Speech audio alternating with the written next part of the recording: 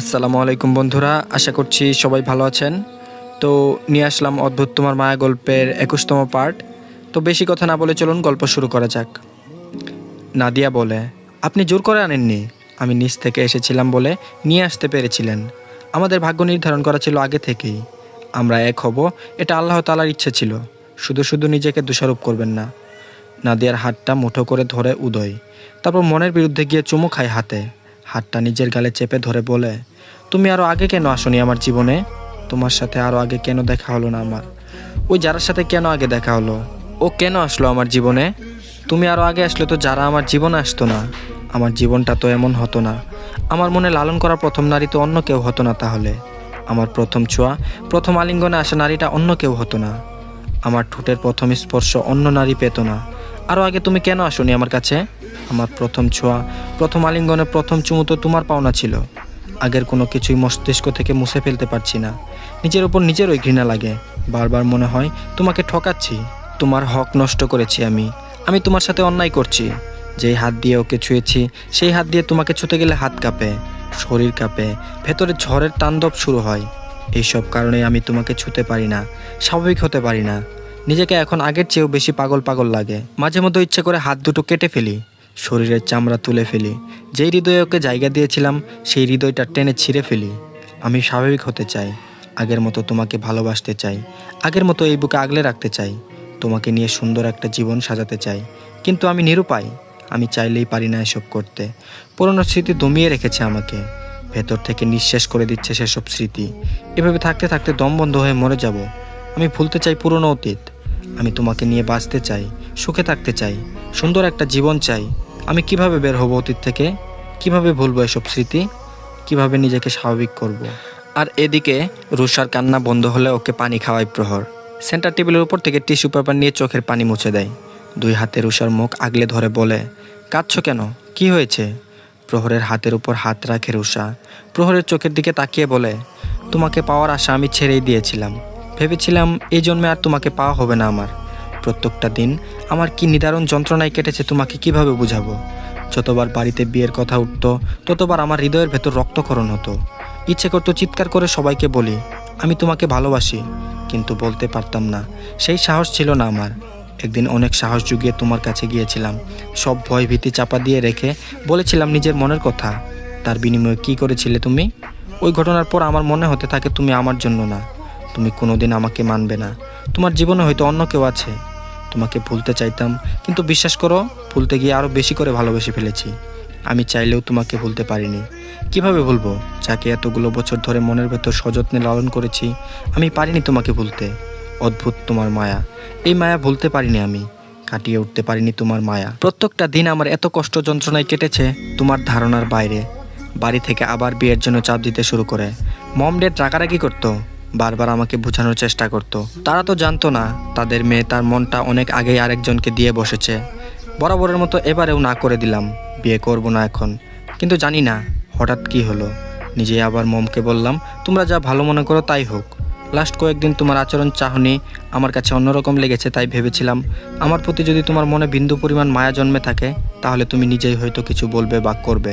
আর যদি কিছু না বলো বা না করো তাহলে এই ছেলেকেই বিয়ে করে এই মায়ার শহর ছেড়ে চলে যাব বহু দূরে। আমার অনুমান ভুল ছিল না, তুমিও ভালোবেসেছো আমায়, পড়েছো আমার মায়ায়। প্রহর বলে, এই মায়ায় তো পড়তে চাইনি আমি, জড়াতে চাইনি তোমার মায়ায়, ভালোবাসতে চাইনি তোমাকে, কিন্তু নিজের অজান্তেই তোমার মায়ায় পড়েছি, তোমাকে ভালোবেসেছি। আসলে এই মায়া জিনিসটা বড় অদ্ভুত। তারপর রুষা বলে, যখন শুনলে আমাকে ছেলেপক্ষ দেখতে এসেছে তোমার মাথায় আগুন ধরে গেল। কাউকে কিছু বলতে না পেরে আমার কাছে এসে আমার উপর হম্বিতম্বি করলে। তোমার এত কষ্ট যন্ত্রণা হচ্ছিল যে তুমি নিজেই নিজেকে সামলাতে পারছিলে না। মাত্র কয়েক মিনিটে তোমার কেমন অবস্থা হয়েছিল তাহলে ভাবো। এতগুলো দিন আমি কিভাবে থেকেছি, এসব কিভাবে সহ্য করেছি। এত ভালোবেসেও তোমাকে না পাওয়ার যেই যন্ত্রণা, হৃদয়ে জ্বলতে থাকা আগুনে দগ্ধ হয়েছি, সেটা আমি আর আমার আল্লাহ ছাড়া কেউ জানে না। এই কারণেই হয়তো আল্লাহ তাআলা প্রেমকে হারাম করেছে। ভালোবাসলে বিয়ের পরেই ভালোবাসা উচিত। আমি চাই কেউ আর কোনোদিন প্রেমে না পড়ুক, আমার মতো করে কেউ আর কষ্ট না পাক। রুষাকে আবার বুকে আগলে ধরে প্রহর অপরাধীর ন্যায় বলে, আমি জানি আমি অনেক বড় ভুল করে ফেলেছি। আমি তোমার মনকে আর তোমাকে বোঝার চেষ্টা করিনি। তোমাকে অনেক কষ্ট দিয়েছি আমি, আর কখনো কষ্ট দেব না। আজকের পর থেকে তোমার জীবনে থাকবে অনাবিল সুখ আর আনন্দ, সাথে আমিও। শেষের বাক্য দুটো এমনভাবে বলে যে বুক থেকে মুখ তুলে ওর মুখের দিকে তাকায় রুষা। প্রহর মাথা নিচু করে রুষার কপালে চুমু খায়। তারপর রুষা বলে, ছাড়ো। প্রহর বলে, কেন? রুষা বলে, ব্রো তো আমাদের আলাদা আলাদা থাকতে বলেছে। তারপর প্রহর বলে, ব্রো বললেই থাকতে হবে নাকি? রুষা বলে, হ্যাঁ, এতদিন যখন থাকতে পেরেছো তাহলে আগামী 10 দিনও থাকবে, এখন ছাড়ো। প্রহর বলে, ছাড়বো না, সারা রাত এভাবেই ধরে রাখবো। তারপর রুষা বলে ওঠে, ব্রো ছাড়ো। প্রহর এবার বড় বড় চোখ করে তাকায় রুষার দিকে, ধমক দিয়ে বলে, এই তুই কাকে ব্রো ডাকছিস? রুষা ওর বুকে মুখ গুজে বলে, ভুল হয়ে গেছে, এতদিনের অভ্যাস, তাই মুখ ফুসকে বেরিয়ে গেছে, আর কখনো এমন কিছু বলবো না। তারপর প্রহর বলে, মনে থাকে যেন। রুষা বলে, 100 বার থাকবে। প্রহর বলে, আচ্ছা ঠিক আছে, এখন মুখটা একটু দেখি। রুষা মুখ তুলে না। প্রহর পুনরায় বলে, ওরে লজ্জাবতী, এবার মুখটা একটু তুলো, ভালোভাবে দেখি। একবারও তো ভালোভাবে দেখলামই না। তারপর রুষা বলে, আমাকে ছাড়ো, তুমি, চেঞ্জ করব। প্রহর বলে, চেঞ্জ করতে হবে না, শাড়ি পরেই সুন্দর লাগছে, এখন থেকে রোজ শাড়িই পরবে। একটু থেমে আবার বলে, চন্দ্রবিলাস করবে? রুষা মুখ তুলে তাকায়। তারপর প্রহর আবার বলে ওঠে, বাসর করার অনুমতি তো নেই, চন্দ্রবিলাস করার অনুমতি নিশ্চয়ই আছে। চলো ছাদে যাই, চন্দ্রবিলাস হবে, গল্প করাও হবে, সাথে একটু প্রেমও করা যাবে। বাসর করতে না পারি, কিছু তো একটা করতে হবে।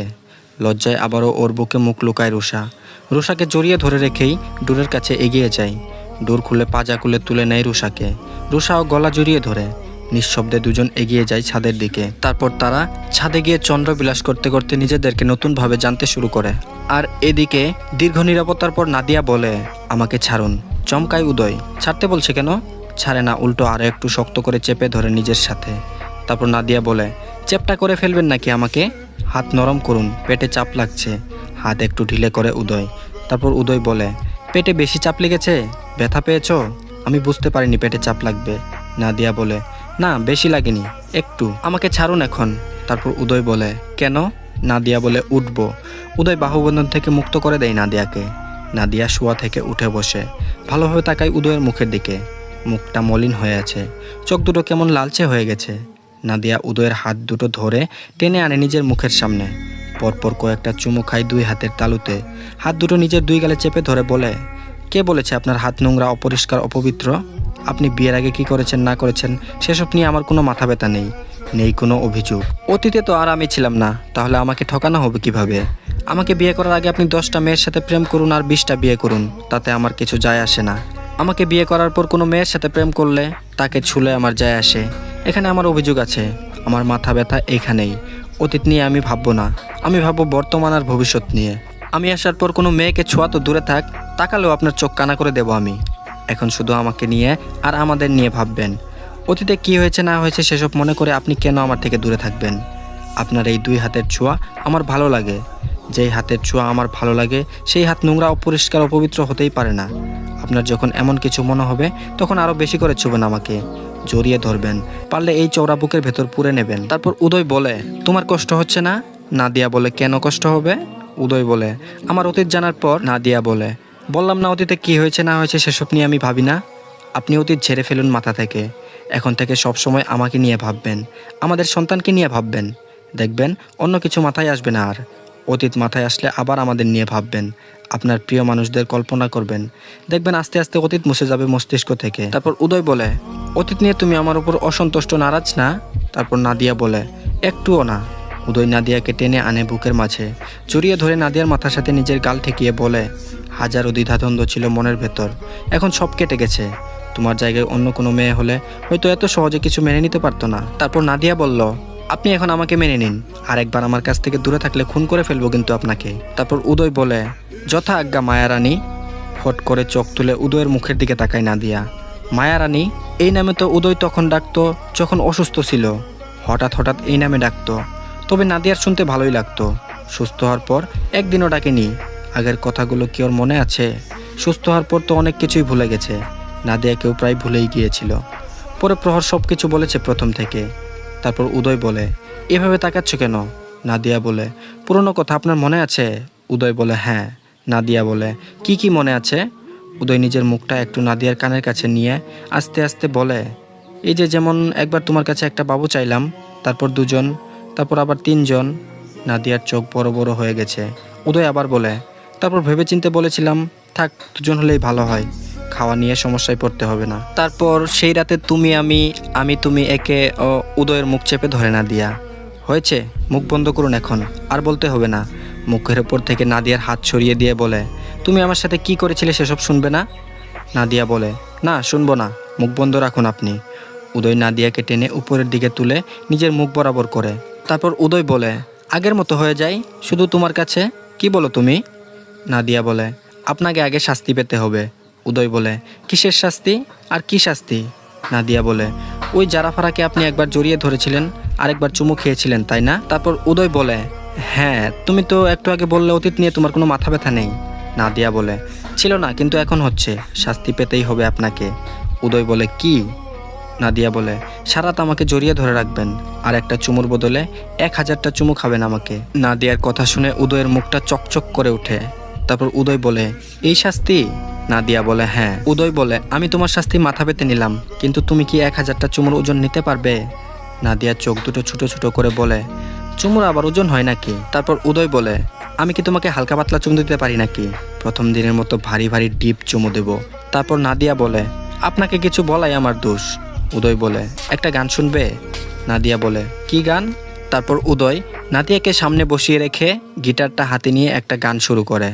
গানটি ছিল, জানি না কোন সাজে তুমি হৃদয়ে, চাঁদের আলোয় লিখি নাম তোমার নীরব কাগজে। এই গানটি শোনার পর নাদিয়া উদয়ের মুখের দিকে অদ্ভুতভাবে চেয়ে থাকে আর মনে মনে ভাবতে থাকে, অদ্ভুত তোমার মায়া। তো আজকের পার্টটি এই পর্যন্তই। আশা করছি সবার কাছে ভালো লেগেছে। ভালো লাগলে অবশ্যই ভিডিওতে একটা লাইক দিবেন, আর অবশ্যই যারা এখন আমাদের চ্যানেলটিকে সাবস্ক্রাইব করেননি সবাই প্লিজ দয়া করে সাবস্ক্রাইবটা করে দিবেন। আর একটি দুঃখের সংবাদ হলো, এই গল্পটির মাত্র আর একটি পার্টই বাকি আছে, তাই সেটি আগামীকাল দেব। আগামীকাল আসবে আপনার অদ্ভুত তোমার মায়া গল্পের শেষ পার্ট।